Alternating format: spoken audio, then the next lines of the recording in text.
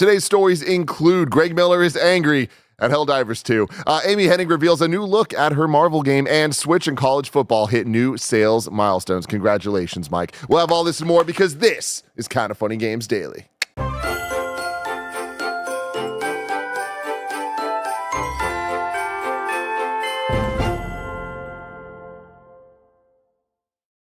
What's up and welcome back to Kinda Funny Games Daily for Wednesday, December 18th, 2024. Of course, I am Tim Geddes. I'm joined today by the master of hype, Snowbike Mike. Tim Geddes, happy holidays to you and yours and all of the audience out there. To you as well, Mike. How are you doing? You excited for the break coming up? Tim, I'm a little lost. You know what I mean?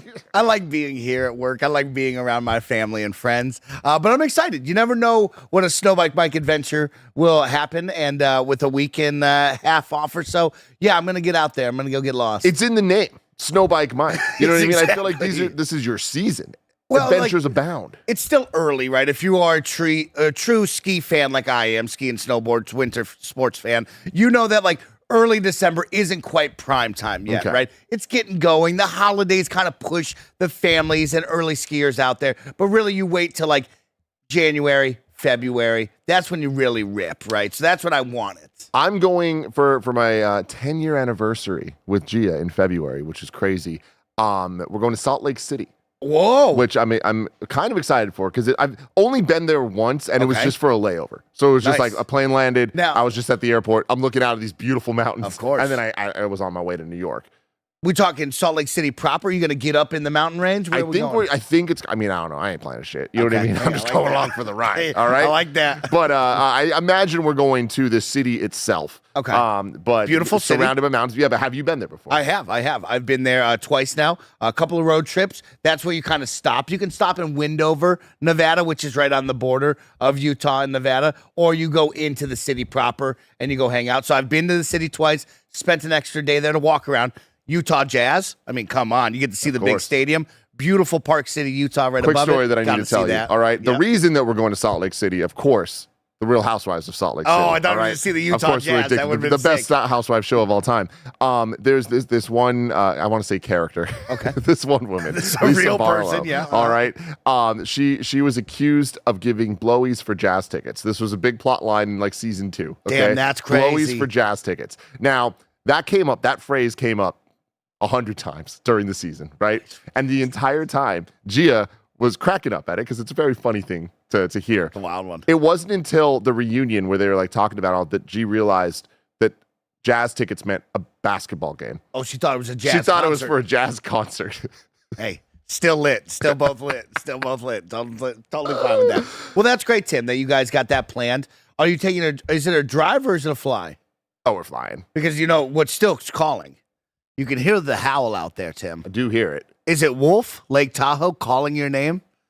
You know what I mean? When will you go to Wolf? We got to do that. Me, you, Joey, and G got to figure that out. We have to go a quick little Tahoe trip at some point. It's probably a little summertime, you know what I mean? We added on to a summertime concert series out there. We'll have a great time. But yeah, Tim, I'm excited for the break. I'm loving it. I'm having fun. Of course, for many of you out there, I'm playing Titanfall 2 campaign for the first ever time. That's crazy, man. And Tim, I'm excited to tell you, I experienced it. Does it live up to the hype?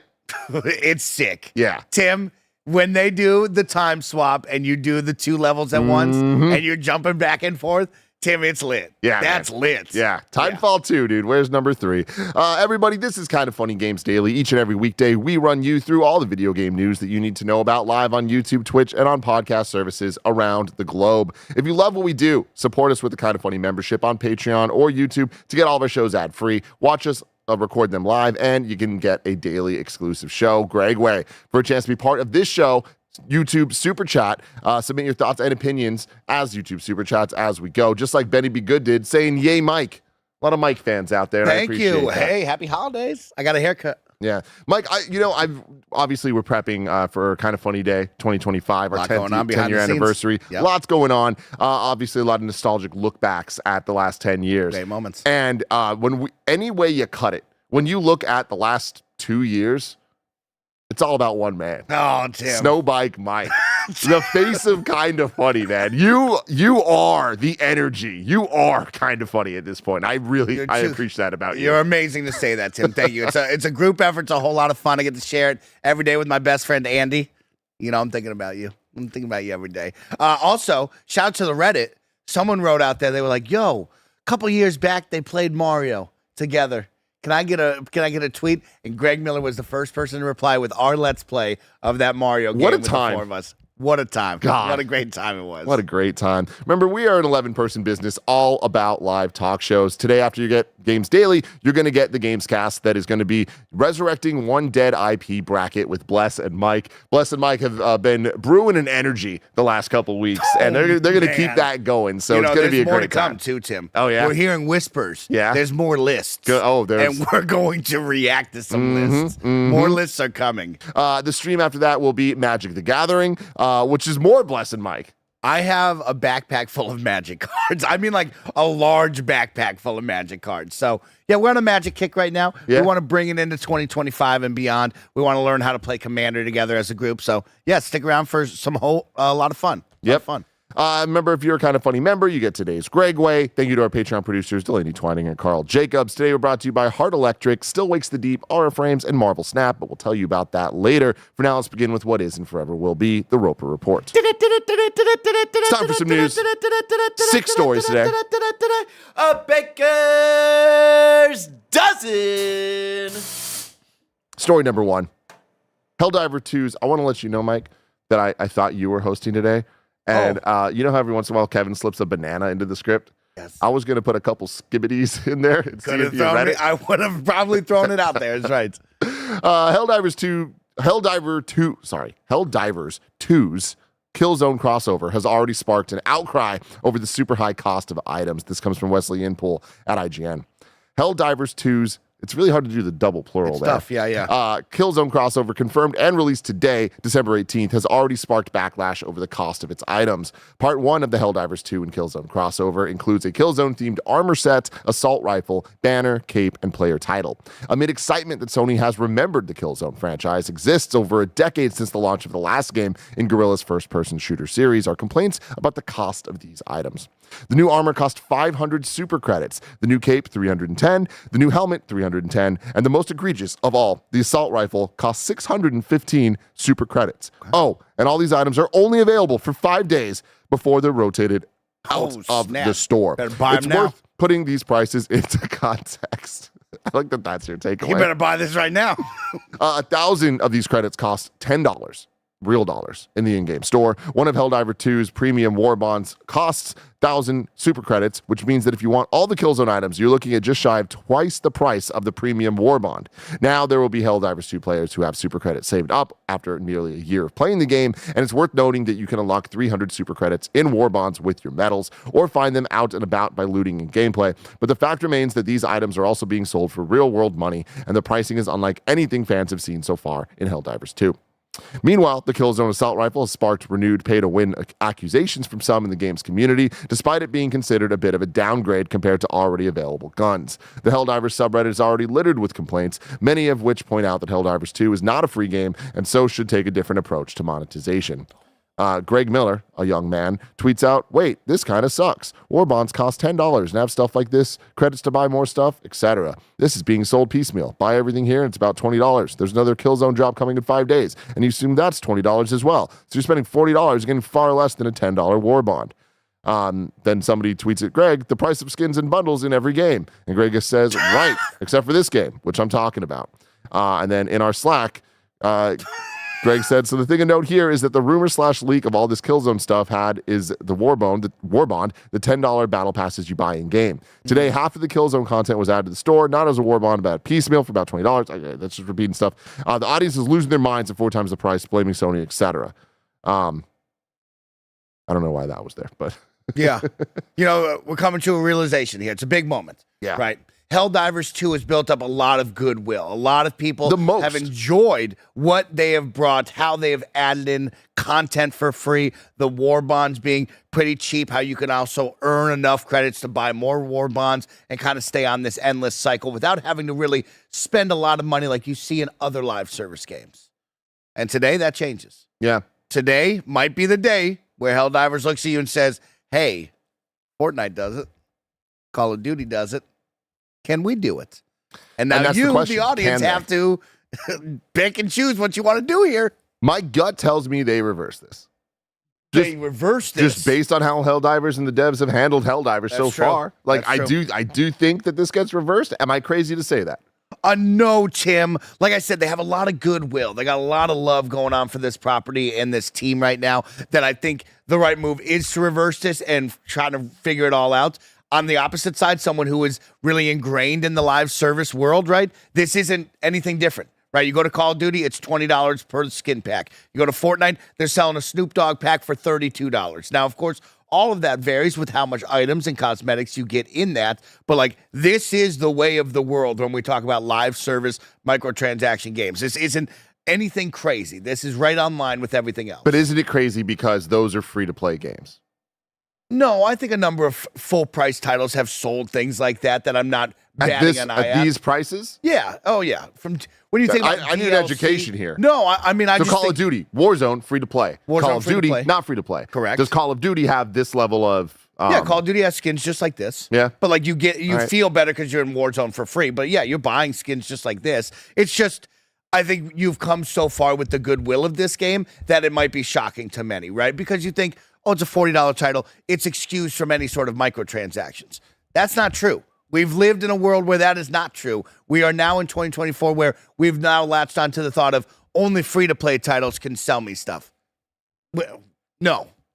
It's the pricing that I think is a bit egregious here. And I mean, infamously, last year, I learned about Fortnite's prices. Okay, I had no idea. And that shit blew my mind. It is upsetting. It is ridiculous how high these things are priced and how shady it is that they hide it behind some fucking fake currency. You know what I mean? With some hard to decipher math you got to do to figure out how much actual money you're spending. All that shady as hell. And I get it is the way things are. But it's still worth pointing out, shady as hell, right?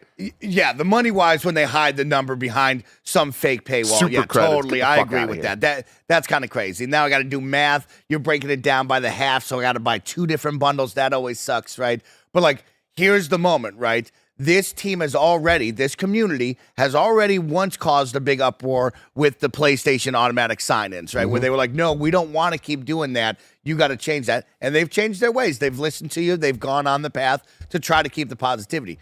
This is also a game that is now 9 months into its making. It does not have the big audience like it used to, right? There's a large audience for this game, but it's not changing the world audience like it was back in February. So will the audience get loud enough that can cause a stir to change this? I mean, yes, they can do that, but I don't know. We're going to find out in the next week if they change that. Yeah, we will. I don't know. Again, I don't think that it's a guarantee that they do, but I do think that the conversations are being had and that there is a chance that they come out with a, hey, we fucked up type statement and refund people, change this. I don't know what that looks like, but I think that there is a chance.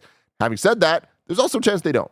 And this is just the way things are. And going forward, they're just going to keep doing this. And this is their new standard of, yeah, man, $40 titles can also have this because that is the ecosystem that we've created with these ongoing live service shooter games. We got to pay the bills. We got to keep the money coming in, right? You want us to keep this live and in action. We're going to have to continue to keep turning a profit somehow.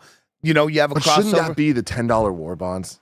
Well, the $10 war bonds is one thing, right? But now you have crossover events, right? And that's that kind of thing where if you were to get behind the curtain and really see the marketing and the business side of things, they'd go, well, this is our moment, right? If there's ever a moment where we could charge for something that's not just the war bond, it's these crossovers, right? Yeah. And now it's the first one to stay, hey, this is going to be the future, right? Because you think of all the different Sony IP that they could bring into this, all of the different fun sci-fi alien IP that they could bring into this. It's got the player base. The chat seems very, at least the screen I'm looking at right now, is people very much just being like, hey, if you don't want this, don't buy it. Like, they're putting it out there. You don't have to. It seems like a luxury thing. So you've talked about this with every other game. Why is Helldivers different? I understand that it's the goodwill. I think there's good reasons why, though. There's the goodwill, which is a good reason. You know, so far they haven't been shitty like everyone else. Yeah, of course. The price of it being a $40 title, and also just like I don't know. Helldivers is different than a Fortnite or Call of Duty. But it's not. That's the issue. Yeah, It's like you're excusing it because of the $40 title, but in the past decade that hasn't been true. Especially, I know that we're getting into microtransactions and cosmetics, but it's been DLC. It's been all of this before, so it's not like it's something new. But it's the We've price. lived in this world. We've lived in this world, but like the price of $5 for skins or something like that. You know what I mean? But that's changed over the past 5 to 7 years now, where it's like it's not $5 anymore. It is 10 to 20. God, that's it's just 30. insane. Like man. that is the new rule of the way. And for a team like this, right, they could put that out for $5. If this was $5 only, I don't think this audience is uproaring. Right? Yeah, they would go, okay. It's the price that's fine. that's wild here. I mean, Greg's talking about potentially $40. That's the price of the game.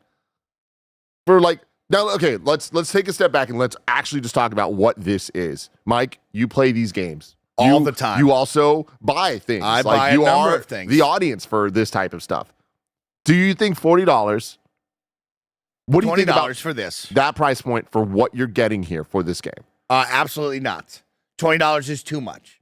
From what I've experienced in all the other games, $20 is too much, right? Because the issue is with Killzone, they don't have as many knickknacks as the other guns, right? It doesn't have gun charms. It doesn't have backpacks. It doesn't have shoes. It doesn't have multiple cosmetics, right? Like, you have to add in all of this. It doesn't have stickers. gotta have the You know what else shoes, didn't have shoes? I'm Fortnite. just telling That's all you. it did. I'm just telling you. It's funny because Elden Lord says, Mike's the wrong person to ask, but it's like, I am the person because I Totally. buy all of these and I see every single different market and what they do, right? And the problem is you're selling $20 for one skin, one gun, and 3 little tiny things that really don't make a difference, right? So really we're buying it for the skin and the gun. You're buying it for Killzone. This should have been $10. Point blank period. When you looked at this should have been $10. Both of them together should have been $20. Half the price of the game, so you $40 people who are bringing that up can just say, hey, it's half the price. Sorry about that.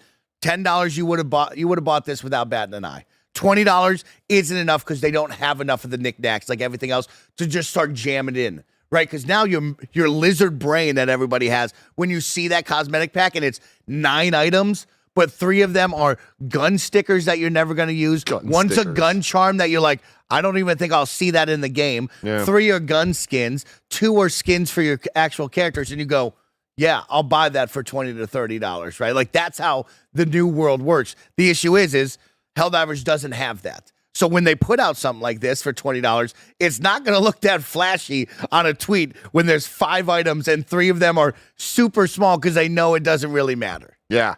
It's not good, It's man. the way of the world, and the issue is you always say, vote with your wallets.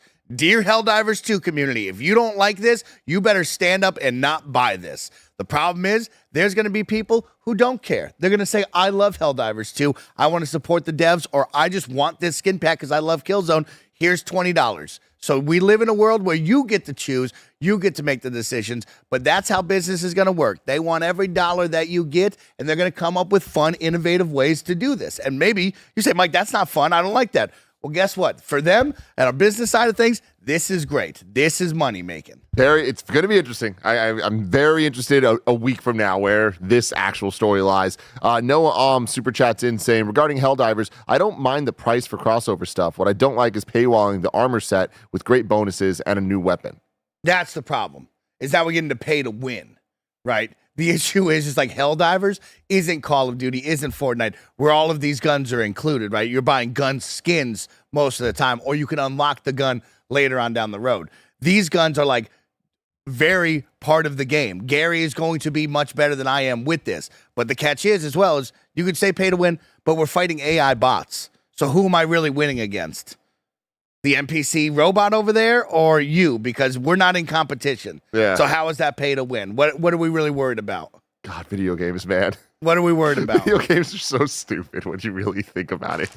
What are we doing with our lives? Why are we here, everybody? What a wild situation. What a great game. 9 months of goodwill built up. 9 months of just taking over the world. Now we're here, right? And we're on the decline, right? And we're trying to get players back in with a big new update, bringing in a new enemy type. We want to bring back that energy, and you just smack the community in the mouth with this. And now, as they've seen, they're not happy about it. This team does have to make a move. If they want to keep that, they have to make a move. If not, they're going to sell this. They're going to pretend like it never happened. We'll put our blinders on, and we'll just hope that 4 months down the road, we can do this again. Get the knack update. And again, they're going to do it a lot. That's how this goes. God, I can't wait for the knack update. It's going to be good. It's going to bring me back. Yeah. CJ Splitson says, we're also ignoring the ton of free content they just put out, new factions, planets, gameplay missions, etc. We brought it up earlier. How do you want this game to continue? Right? Like, I understand that it was a $40 title and we're all happy, but if it's a live service game and it's going to survive for a year to 2 years, 3 years, as you want it to be, we got to help that out. I mean, again, I don't think that there's even like sides here between me and you on No, this. there's not. It's more just the pricing. Yeah. It's just not okay. $40 for my understanding of what you're getting here, and you explaining it is like the amount of like they're just adding a bunch of bullshit that nobody fucking wants because really they just want the two main things. That's all I want. That's bullshit, man. These prices are I understand like, oh hey, it costs money to make the games. That's all very, very true. That needs to be built into the season passes. That needs to be built into like the things that have some type of affordable understanding of like, yeah, this is the cost of these type of games as they continue to be ever evolving live games. This is bullshit, dude. Yeah, the issue is there's probably people inside that room that are like, this is probably a good $5 to $10 set. We can get away with that. People will nod their heads and be fine with it. And of course, then there's the greed of corporate, and they're like, no, let's make it 20 because if we do 20 times X, we get this. If you put me at 5 or 10, we only get this. We could get that. And they're like, oh, shit. We have to do that, clearly. Yeah. And that's the problem. But this, if you sold this at $5, nobody would bat an eyelash. If you sold this at 10, you might get a little bit of an uptick, but this would sell just fine. You hit 20. You're at 20. Now dude. You go, hey, that's too much money. Even Snowbike Mike is telling you that's too much money. That's where I'm always surprised at. That's where I want to get in behind the scenes. Real quick. Tell me. Caleb says, I don't see how this is bullshit. It went away, but essentially saying you could just not buy it. We talk about it all the time. Yeah, you could just not buy it, but there has to be some level of understanding of the people that are making this stuff. They need to, the conversations are being had. And there's a level of respect to your community, especially when you have that goodwill, that like, yeah, people are going to be very upset when you put out these things with egregious prices. Like, that's the bullshit. Like, the bullshit, you got to call it out of just like, there's no way that they stand by this being like, this is the value of this. This is what this is worth. It's just not. We all know it. I know you know it. It's not worth this. And they know they can get it. That's a different conversation. That's bullshit, though. There's a level of like back and forth of investment from consumers to product of like, and I don't know. I get really upset about this shit because we run a business and I think about the way that we price things and think about those things. And we talk about that shit constantly. And there's been so many times where it's just like, that's way too expensive. We should not be doing that. Let's bring it down or whatever it is. Like, Barrett? Sorry, I think it was CJ Splitson in the chat said that you can buy the things individually. Thanks, Barrett. That's what I was going to bring up. So, like, here's the catch, Tim, right? You could be caught up on the $20 thing, but you got to also understand you might only want the skin. You might only want the gun. You can still buy it individually. There's a lot of games that don't do that.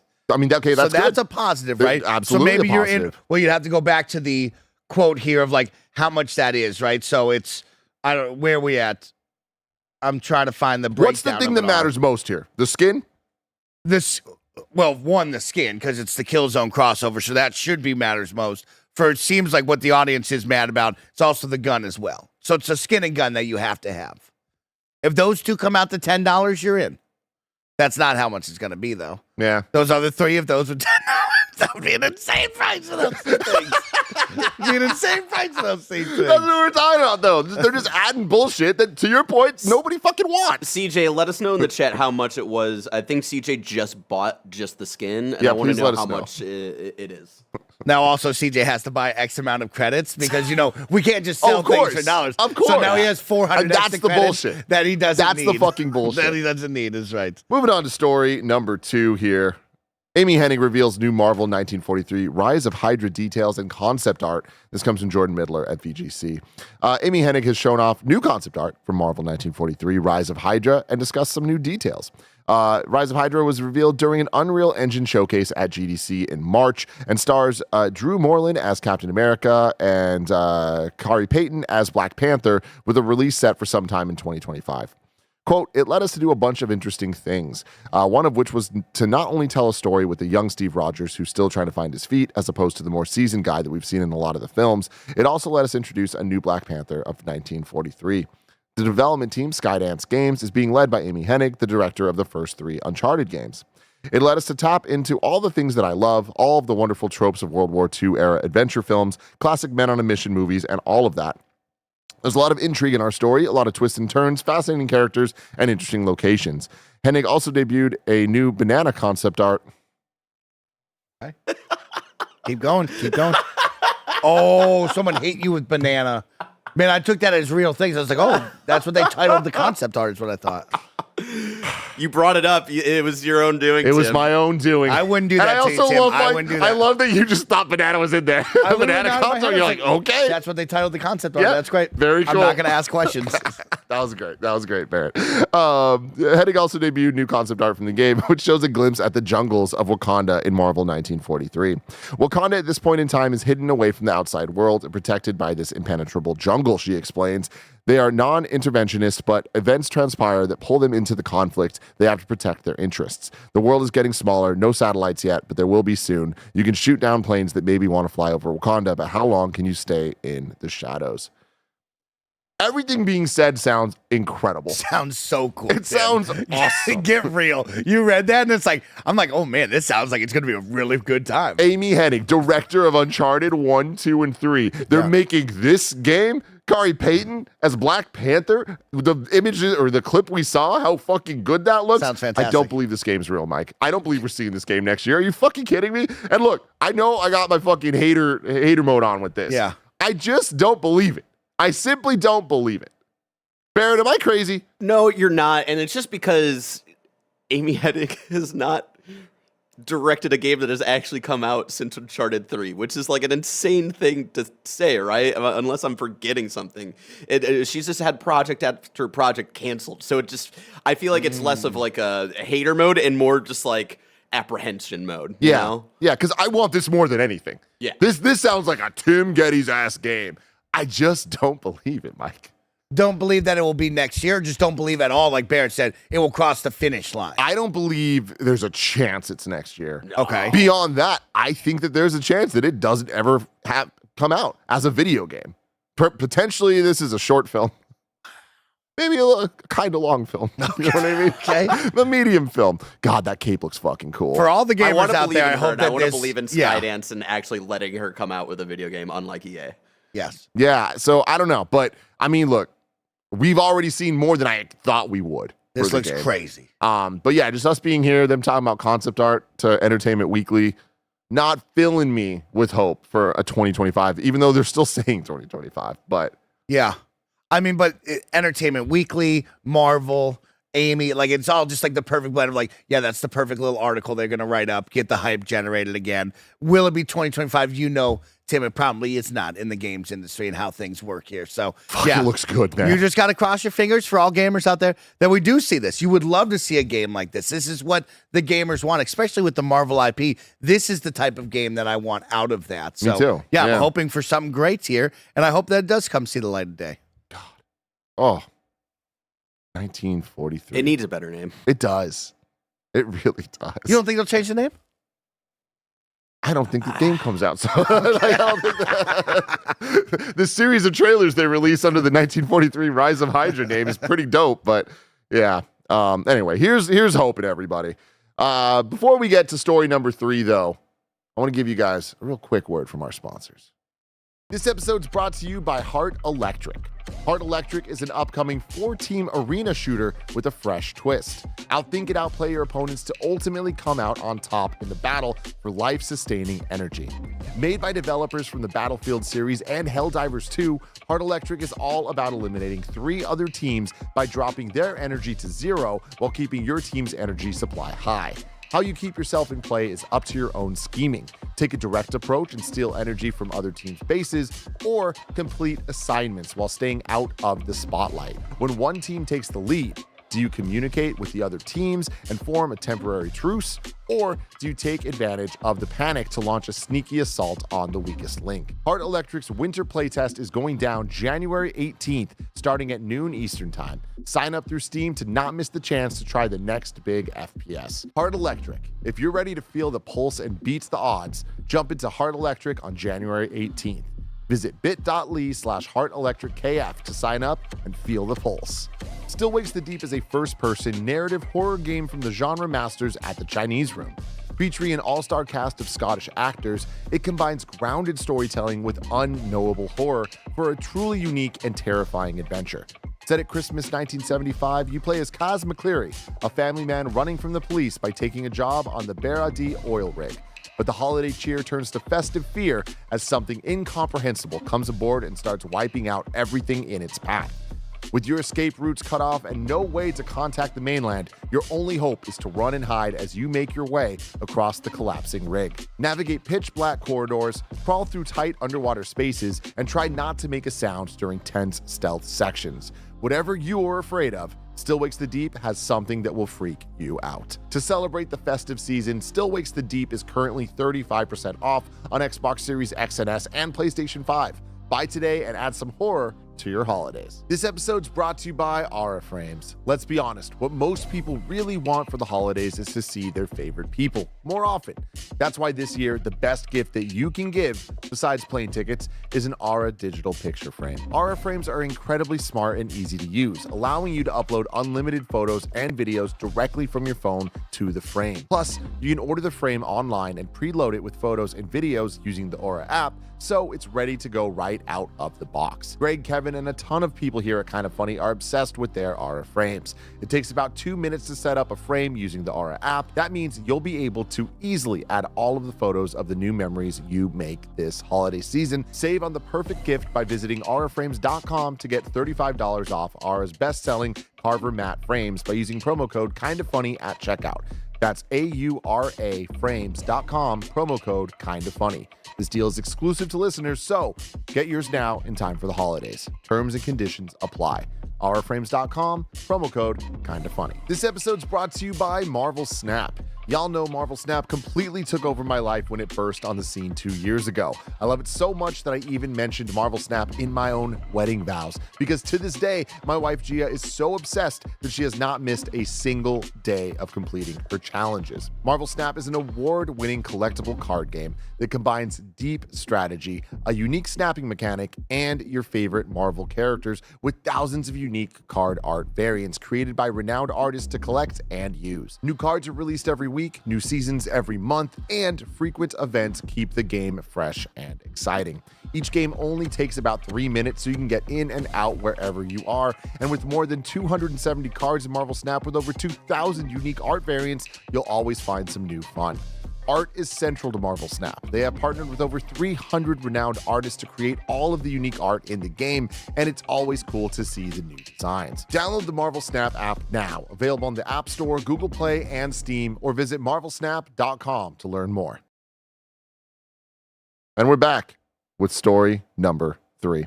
Nintendo Switch and EA Sports College Football 25 hit huge U.S. sales milestones. This comes from Tom Ivan at VGC. Nintendo Switch and EA Sports College Football 25 have reached massive sales milestones in the U.S. I love that both of those are being talked about. We have to put them together. Yeah. Yeah. Nintendo's console has surpassed the lifetime sales of Sony's PlayStation 2.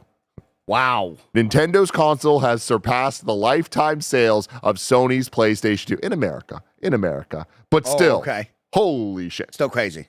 While EA's college football title has become the best-selling sports game ever based on dollar sales. What?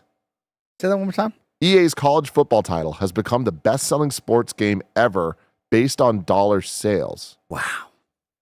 There's no way that's true. Is there, Mike? I mean, Tim, it was 10 years. It's 10 years away, and we all wanted it. All right. Nintendo's Not nominated for best sports game somehow. That's Crazy. according to Matt Piscatella, executive director of video games at market research firm Circana. With its 46.6 million units sold life to date, Switch now ranks second in all-time units sold across all video game hardware platforms in the US, trailing only the Nintendo DS. he wrote on Blue Sky. Sony recently confirmed that 160 million PS2 consoles have been sold worldwide since its launch in 2000. Have you been keeping up with this, Mike? The PS2 sales numbers? That they're just massive. That's all I know. I'm endlessly fascinated with this because every couple of years they'll like put out a new update and there's just a couple million more. Readjust and it's just readjust a little bit, and it's always just very funny. But it seems like this is it. We have a final count because I forget who it was. Was it Sean Layden? Potentially put out a picture of the final PS2 ever produced, and it had a number on it. So we know how many were actually out there. So yeah, very, very interesting stuff here. And yeah, Bear, thank you for pulling this up. We have PS2 lifetime worldwide at 160 million, DS behind that at 154, Switch behind that at 146. So we'll see where everything nets out at the end. And the surpassing is specifically for US? Yes. Okay. Yeah. Shinobu S says the photos is fake from Reddit. What? So maybe that is incorrect. Sony recently confirmed that 160 million PS2 consoles have been sold. I already read this part. In October, EA Sports College Football 25 overtook dollar sales of Madden 07 to become the best-selling American football game of all time. And in November, it surpassed the dollar sales of the previous best-selling sports game, NBA 2K21. Piscatella also said EA Sports College Football 25 now ranks among the top 50 best-selling track video games of all time in dollar sales. Really? Oh my God. It's currently the best-selling game of the year in the U.S., ahead of Call of Duty Black Ops 6, which topped the sales chart for the second month running in November. All right. What? Like, obviously, sports games are huge. And I feel like, you know, the joke is like, oh, you only play Call of Duty and Madden, whatever. That represents a large group of people playing video games, right? Always remember that. And they buy. Always remember they buy year after year after year after year. Yeah. I am just pretty shocked that this is the one. And it's important to note, highest dollar count. So it's not units. How much was this game? Not this game, but the new game. I believe the new game was $70. You can price check me on that one, but I believe it was next gen title. It was $70 for college football. So that'll do something. It's been 10 years since this last one here. So a lot of things going into this. But are you surprised, Mike? No, because it's US here. So we're not really including FIFA in the worldwide stuff, right? So like it is going to go up against Madden as the US best sales here. So no, I think this is exactly what it was supposed to be, right? 10 years afterwards, we want college football to come back. College football has had the best season of football in quite some time from a viewer's perspective. So there's just this giant fervor of, I'm interested, I want to be a part of this. I think it was the perfect mix of what everybody wanted. Yeah, this doesn't blow my mind because of how popular it was when it did drop and how much college football has had a great year this year. Just seems like the perfect mix of this was going to happen.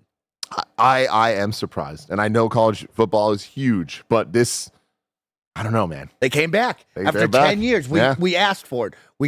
Everyone loves Madden. Don't get me wrong. We love Madden. But we always loved back in the day when you had the choice of college football and Madden. You loved being your favorite college teams. You loved playing those characters in Road to Glory, Dynasty mode, and then bringing them into Madden, going forward with it, right? It was this perfect blend, but also it was a lot of the same. It was just kind of copy and paste, whether it's college teams or Madden teams. And then we went away from college football because we had the NCAA crackdown. We couldn't pay those kids.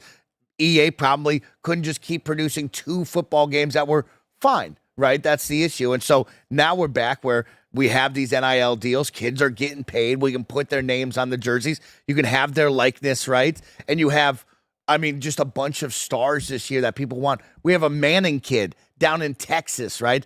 Georgia and Alabama aren't the dominant forces as they once were. They're still very good, but they're not dominant. We have Travis Hunter playing both sides of the ball. He's everywhere. He's on YouTube. He's on TikTok. He's now the Heisman winner, right? Like, there's just so much in real life college football that blends into the game. That's just this perfect mix of, we wanted this, and it's back, and so it's good. It was the perfect mix for this year. Yeah. What happens next year? That's where we got to talk about it, Tim, because that's where I'm most fascinated. Is this an annual title? What do you think? Of course, you would think, but at the same time, right, is that the right move? I think next year, having an annual title is the right call, right? You get to bring in all the quality that you just brought in that game, over the past X amount of months, right? Because, of course, I was mad at it, that it was lacking some of the features and some of the things that I would consider taking it to that next level when it first launched. And it's added all of that and more here towards the back end. So you would think that they're going to build an even better product for this following year, right? But after that, is this an annual title? Are we really going to put out 2 American football games a year? Will EA ever move to that dream of, hey, we're going to do every 2 years and just give you roster updates? This is a solid product here. You have it. We'll just update the roster next fall with all the new kids. You'll be good, right? Doubtful. We know that. I think that's a pipe dream. But, like, is this really going to just go head-to-head with Madden every single year now? When does that stop? Because it's already stopped once. We've proven that that's probably not the right business decision. I really am fascinated more of, like, is this an annual title is right? Yeah, man. But with how well these numbers, it's like, how well it's selling, shit. it's like, yeah, Mike, of course it's going to be an annual title. But where's that 4 years from now, 5 years from now? Yeah. That's why it brings me to this, Tim. What if we brought back NCAA basketball? Okay, let's ride the high of what we're experiencing with football, and let's bring it to March Madness with some NCAA football. Now, EA, you backed out of NBA Live. Okay, we backed out of NBA Live because NBA 2K stole our lunch money. And that, they did. But we can come back and hit them with some NCAA basketball now. Jokes aside, is that the move? No, it wouldn't. It wouldn't sell as hard as this. It would sell, and it would probably be very popular for a year. But I don't think it's as big as college football. Absolutely not. That's the move. Yeah, street is the move. Gotta go to the street. Gotta do it. Yeah, I don't know, Tim. I mean, it's a huge accomplishment, and you got to give them all their flowers, right? That is insane sales. To have that in the U.S. as the number $1 amount, like, that's crazy stuff right there. Wild. It's a great game. NCAA football was something we all asked for since 2014 when it stopped.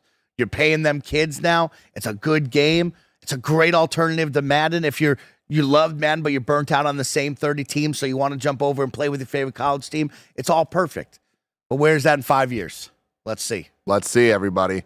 Story number 4, Secret Level renewed for Season 2 at Prime Video. This comes from Rosie Cordero at Deadline. Prime Video's renewed its freshman animated series, Secret Level, for a second season. Additional new episodes from Season 1 were released on the streamer today. From Amazon MGM Studios and Blur Studio, Secret Level is an adult animated anthology series featuring original stories set within the worlds of popular video games. Season 1 includes Dungeons & Dragons, Sifu, New World, Unreal Tournament, Warhammer, Pac-Man, Crossfire, Armored Core, The Outer Worlds, Mega Man, and Honor of Kings, to name a few. From the creatives behind Love, Death, and Robots, each of the episodes is a celebration of games and gamers. Mike, have you watched any of Season 1 yet? Tim, I'm 6 episodes in. I love it. Love it, okay. Have you watched any? I've watched Sifu, Mega Man, and Pac-Man. Okay, so you're picking and choosing, which I like. A little grab bag is right. Yeah. No, I've gone from 1 to 6, and I love every single episode I've watched so far. This team over at Blur is insanely talented. We already knew that, but they really put on in some of these. And I haven't had a bad one yet. I've enjoyed every single one. I know there's some complaints about certain ones, or maybe you wanted more, right? The Sifu one I'm looking at when I hear the audience. But, like, for me, the casual viewer who can turn this on and just be wowed that I'm taken to this video game world and have it on the screen and be so incredibly beautiful with the awesome animation and then the small little stories that are packed into 10 to 15 minutes, I'm sold. I love it. D&D was great, right? Warhammer, unbelievable. Warhammer's a must watch. The Unreal Tournament is a blast. That's my next one. Okay? I mean, and let's just say this. New World might not be your thing, but if you don't chuckle a little bit and smile at the New World Eternum one, come on, where's your heart? Because it's just cute. It's fun, Tim. It's dumb. It's a great time. So I haven't had a bad one yet, but of course now I am circling into Pac-Man, Crossfire, Armored Core, Outer Worlds, Mega Man, and onward on this second half. So we'll be excited to see if I have a bad one yet. I haven't had one. Yeah. I actually really like the Sifu one. I obviously would have much preferred a long, like, full ass thing. But it being like, I thought that they did a good job of getting the concept across in a very short runtime. I watched it with Gia. She enjoyed it. She understood. She got what they were putting down. I'm like, all right, cool. They kind of did their job there for what I think Secret Level is trying to do.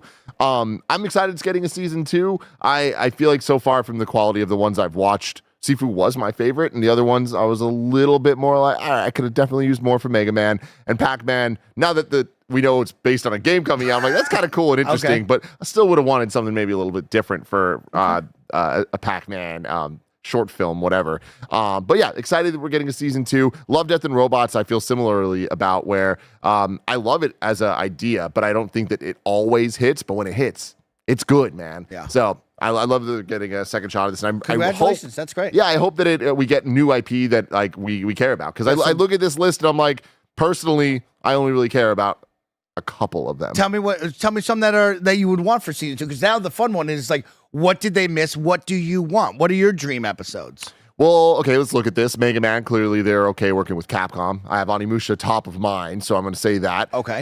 Devil May Cry, I mean, we're getting the whole Netflix anime, but that'd be cool. sick. Like Resident Evil, I think they could do something fun. Monster Hunter would be sick in that world. I like that. Ton of Capcom stuff there. Okay, keep it going. Give me some more. I feel like, is there any Square here?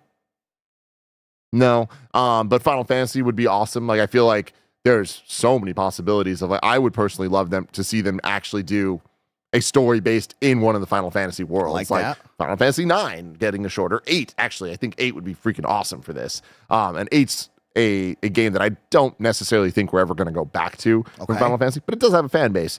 So that'd be cool. I mean, it's fun because now you can just cherry pick all your favorite stuff, right? Yeah. Like team up with Kojima and give me some crazy Death Stranding spinoff. Like, I love that idea. I'd love to see Halo and some Xbox love with Gears, maybe, right? Like, you have 2 IPs that are great on that. That would be fantastic. Remember when they did this for Halo? Correct. What was that? Halo Legacy? I don't remember what the name.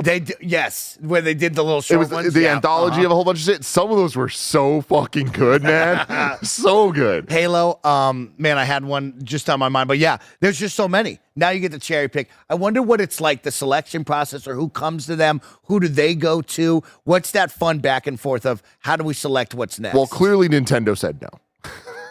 Right? You look at this. They're like, no.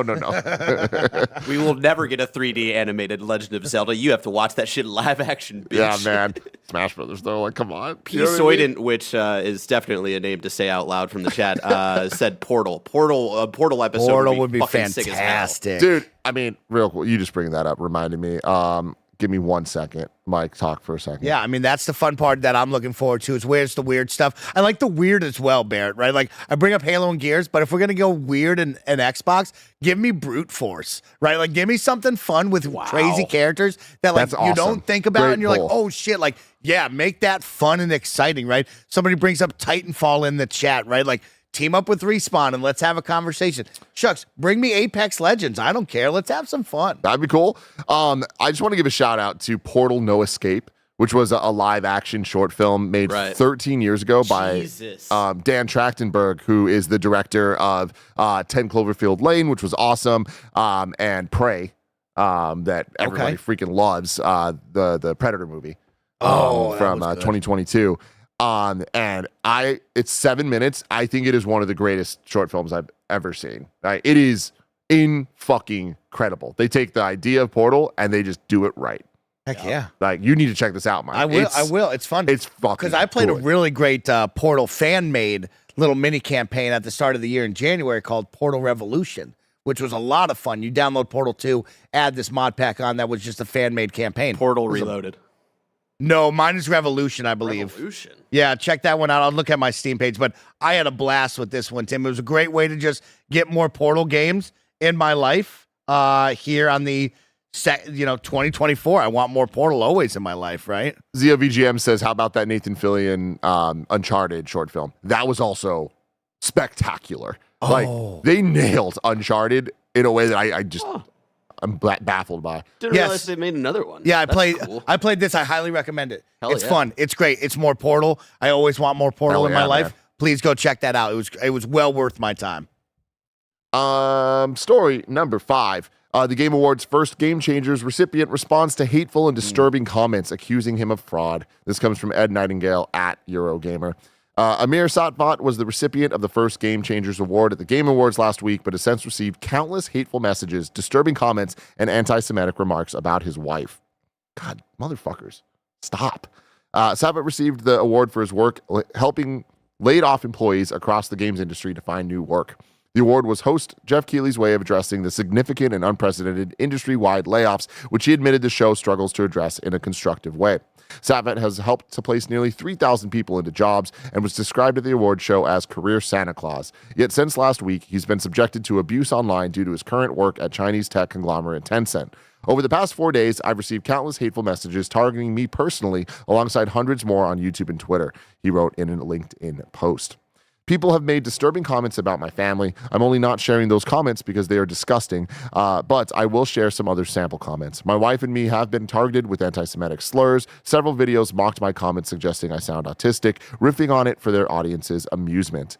Due to his work as a business developer director at Tencent, Savet has been accused of being some sort of agent or plant exploiting the community, or that he's a fraud, he wrote. However, he explained that his community work began in November 2022 before he started at Tencent in August 2023.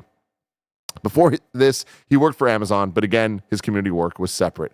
God, this is just ridiculous. It's very ridiculous, Tim. I didn't/don't work on mergers or acquisitions at Tencent or Amazon. This stems from one innocent, erroneous mention of what I do in a Level Infinite article, since corrected to show I only work on investments. He also has never laid employees off. They simply didn't mention Tencent at TGA because it had nothing to do with this community, and they wanted to focus on how we drove this ourselves. I've been accused of creating jail-worthy fraud and mocked for just making one spreadsheet people enter info into, usually by people who spent all of 8 seconds looking at our site with no understanding of the work we do or the impact we've had. We have 15 resources across 5 different resource homes, and there's a lot of depth to our community, as any of you who have used it know. He surmised, this can happen to you too when you sacrifice over 2,000 hours of your time to help the industry. This is the reward for 2 years of service. Finishing the post, he said he would now return to our mission of positive public service. Fuck yeah. Keep it there. Yeah, keep your head up, homie. Fuck this bullshit. Keep bringing the good out into the world. This one sucked, Tim, because this happened immediately.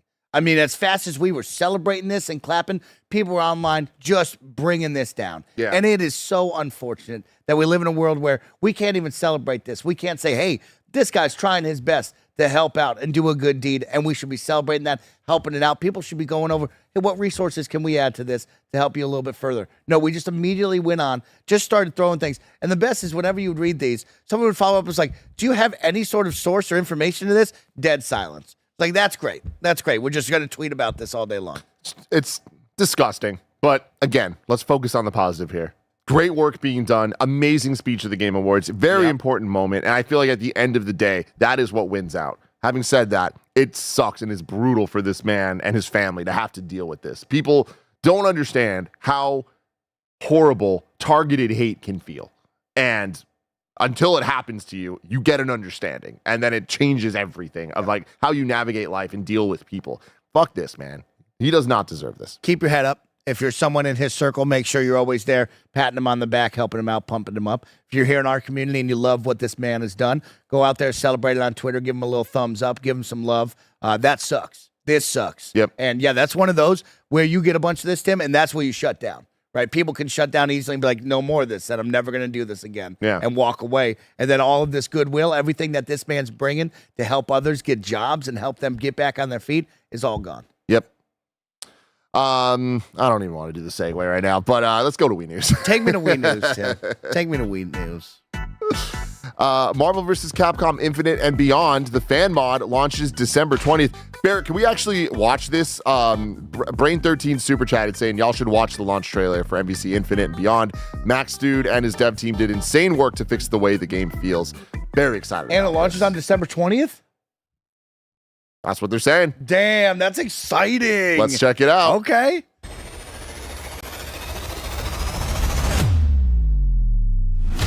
Are you ready, true believers? The impossible has happened. Let's let our fists do the talking. Which of us stands for justice? Let's fight and see. Don't miss out on the enjoyment of a lifetime.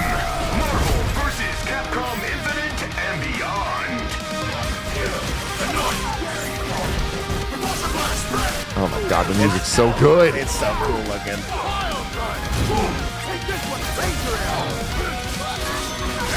Dude, they did a great job with the look of this game. Yeah, it looks great. Yeah, right? they brought like the 3D like shell shading back, right? Like that was in the original. And like Venom's the right color. Yeah. Featuring 30 26 Marvel and Capcom characters. Oh my with God, dude. Oh my god, and I forgot how Dude. Damn. good for Breathe them. new life into your characters and combos with visuals never seen before. How awesome. We'll have It's completely awesome. new graphical overhaul. It's amazing there's people out there that love things like that, and they're like, you know what? We're going to go above and beyond. Yeah. We're going to keep this. We're going to do this. That's cool. Very, very, very cool. Interesting possibilities New with color palettes, man. redesigned color. How much longer do we have in the trailer? Oh, it's like 4 minutes. Yeah, okay, cool. Yeah, we can cut out here. But so cool. Go check this out. Go support the work they're doing over there because it's very, very awesome stuff. Sick. Shout out to Maximilian, dude. One of the best people on the internet. Yeah. Yeah. Oh, he's great. Marvel Rivals surpasses 20 million players. Wow. It's cooking something, Tim. They're cooking, We're baby. going to see what happens, man. This thing is massive right now. Lost Soul Aside launches on PS5 and PC in 2025. Nine Souls Switch physical coming in 2025 from Fangamer. Woo! And that's it for Wii There's News. some love. That's it for Wii News. Super chatting here. We got Mara writing in saying, no one tell Tim that Path of Exile has $200 skins. Tim. Love you guys. So excited for KFD 2025. Very Thank you very expensive. much. We're excited. Got expensive stuff. But that, that's benefiting the indie devs. You're supporting those small indie devs with purchases like that. But yeah, there's some expensive stuff on that storefront. But like, is that 200? Is that the type of level where they're like, yo, we understand you're That's just doing this because when we you're were talking trying to to Zan- support us? Yeah. When we're talking to Stan, that's exactly what that is. It's like there are certain levels to Path of Exile that is simply to say, hey, I love your game and I want to support this indie studio that is building this game. Yeah. Right. And that is what you're doing it for. I find So that it's not acceptable. every single skin's $200. That's not how it is. Yeah. With Tencent as the parent company. Like, Yeah. for Path of Exile. A Path of Exile, really? Yeah. Wow. Give them some money then. Why are they asking the community? Tencent, give them some money. Give them some goddamn money then. Paul McGee says, I never like to toot my own horn, but I passed my Irish driving test today, so shout out to me. Oh, toot, snap. toot. Hell yeah, Paul. Man, nothing more exciting than a driving test. You know what I mean? You only get to Nothing do it more once. exciting. Really. You know what I mean? Just that fear, that feeling of like, oh shit, am I gonna crash into somebody? Am I looking at all my gotta mirrors all the time? reverse. Are you just gonna What? make me parallel park? Oh. What a great time. What You a know great I mean? Good time, for you. What a great everybody. time. I love you so fucking much, Mike. Let's see what we got wrong today. Going to your wrong here. This is nothing wrong, but Tundra Boy says, some Wii news. Nintendo's launched its Switch Year in Review tool, enabling players to view and share their gaming highlights of Get out of 2024. Yeah. That's sick. Everybody should be doing Have you checked it that. out yet, Tim? No. I discovered what my most played game was on Switch this year. 40 hours in Nintendo World Champions NES Edition. Yes. 40 hours, Barrett. That's I have a awesome. fucking Love sickness. that. I have a speedrunning sickness in my brain, y'all. You do, man. That's so funny. Yeah. I will say, I've already been working on my top 10 list, and it's not on my list, but I did think about it for a while of putting that on my top 10 because That's awesome. That game. I mean, I enjoyed it too, yeah, but I definitely not know 40 hours. That's crazy. And that's it. That's all we have there, Mike. You Good show excited? today, Tim. Yeah. Happy holidays to the audience out there. Thank you for watching and listening. Of course, get loud in the comments. We love to hear your thoughts on today's news stories. Of course, are you buying the skin? Are you not buying the skin? Will they change it? Will they make a battle pass like Tim brought up and just completely drop the $20 sales charge? We'll find out. We'll find Very out. exciting. But great day of content coming your way. Me and Blessing have a great bracket coming up on GAMESCAST that you don't want to miss out. And then we're going to play Magic the Gathering. If you love Magic, if you love cardboard, you don't want to miss out. If you love cardboard, everybody. Stay tuned. It's going to be a great Gamescast, a great stream. Thank you so much for hanging out with us on this beautiful Wednesday. Until next time, it's been our pleasure to serve you.